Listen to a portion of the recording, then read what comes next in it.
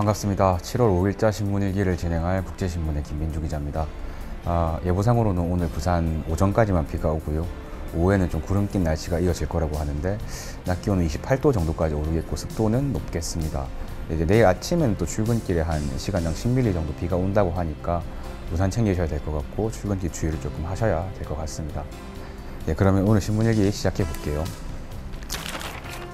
첫 번째 기사는요, 조금 가벼운 기사로 시작을 해보겠습니다. 오늘자 국제신문 2면이고요. 제목이 내비로 찍은 부산 관광 1번지가 해동용궁사였다, 이런 기사가 있는 건데 어떤 내용의 기사인 건지 한번 기사를 읽어보겠습니다. 여름 휴가철 국민이 가장 선호하는 부산의 관광지는 기장군에 있는 해동용궁사인 것으로 나타났다고 하거든요.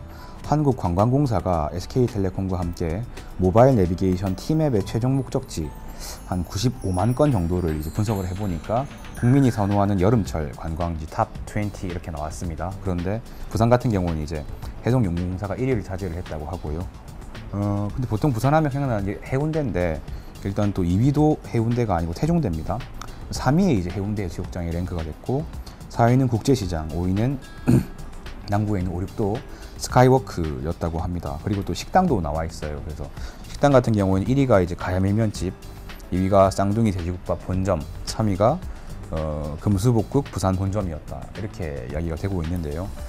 일단 기사를 읽고 드는 생각은 사실은 몇 년 전만 해도 이 내비게이션이라는 게 운전자한테 약간 부가적이고 선택적인 부분이었던 것 같은데 점점 좀 핸드폰 어플이 발달하고 하면서 거의 일반적이고 필수적인 부분으로 바뀌어가고 있는 것 같아요. 또 그 이전까지는 어디 여행 간다고 하면 보통 뭐 서점 가서 지도를 사던 시절이 그렇게 옛날도 아니었는데 굉장히 많이 변했다고 생각이 들고, 또 내비 이용이 늘어나다 보니까 이렇게 빅데이터가 쌓였고 이런 분석이 나오는 거라고 생각이 되거든요.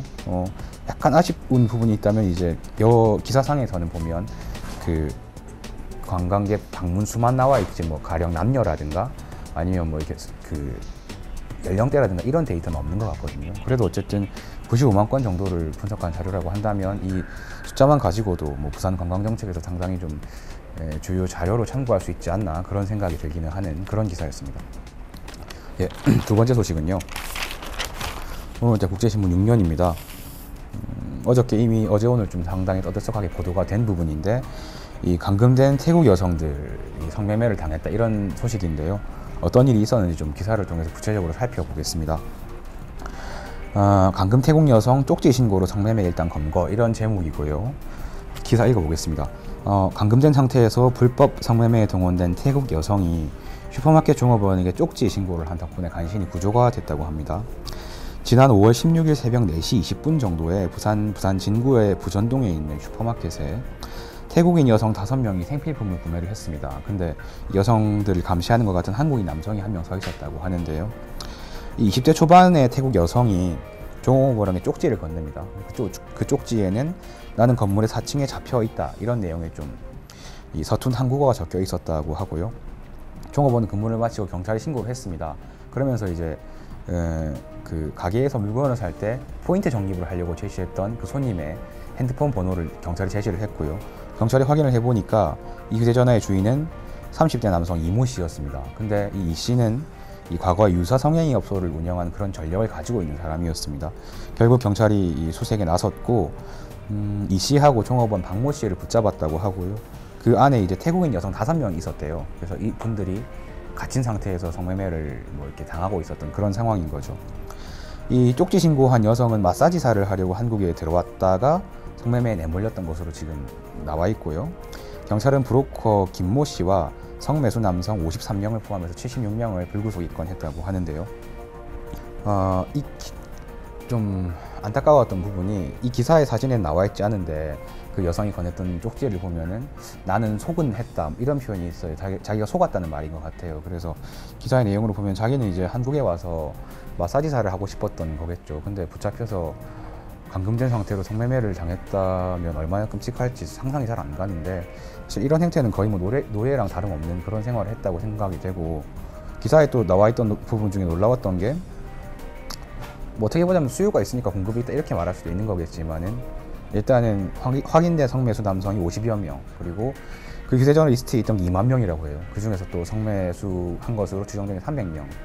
정도라고 하는데 좀 이번 기회를 통해서 이런 브로커 그리고 이 감금 형식으로 운영되는 외국인 여성의 성매매는 좀 반드시 근절돼야 할 이런 부분이라고 생각이 됩니다.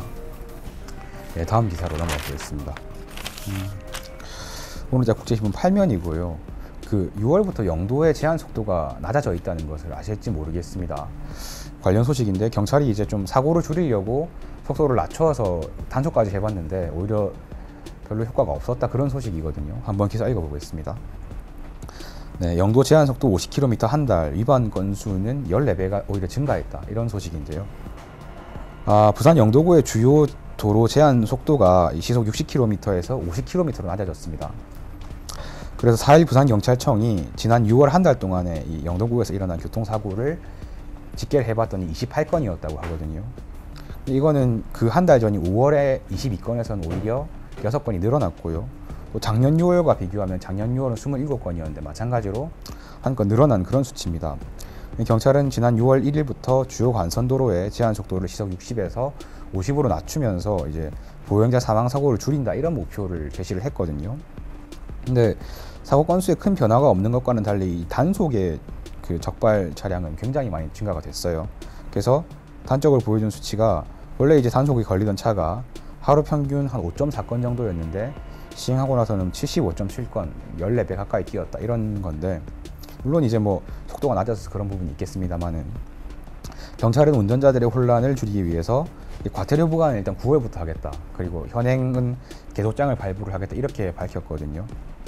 일단 기사는 여기까지인데 이건 뭐 약간 가만히 들여다보면 굉장히 좀 제한적이고 예외적인, 그러니까 부산의 운전자의 일반적인 인식은 제한 속도가 60km라는 걸 다 알고 있습니다. 근데 영도 지역에 한해서만 50km로 한다는 것은 일단 영도에 사는 주민들 그리고 영도를 지나는 차량들은 현행 평균적인 부산 그 차량 속도보다 훨씬 더 낮은 속도를 좀 강제받는 거고, 그래서 어떻게 보자면 상당히 이례적이고 다소 무리하다고도 할 수 있는 그런 정책인데, 제가 생각이 되는 부분은 이런 걸 하는 거라면 적어도 1개월 내지는 3개월 정도로 실제로 정말 사고가 줄고 있는가를 집계를 내가지고 냉정하게 평가를 하고 그 결과를 토대로 해서 이 정책을 계속 이어갈 것인지 아니면은 중단을 할 것인지, 실제로 또 이 과태료도 발부를 한다고 하니까요. 그래서 그런 부분들을 좀 결정해야 되지 않나, 이런 생각이 드는 기사였습니다.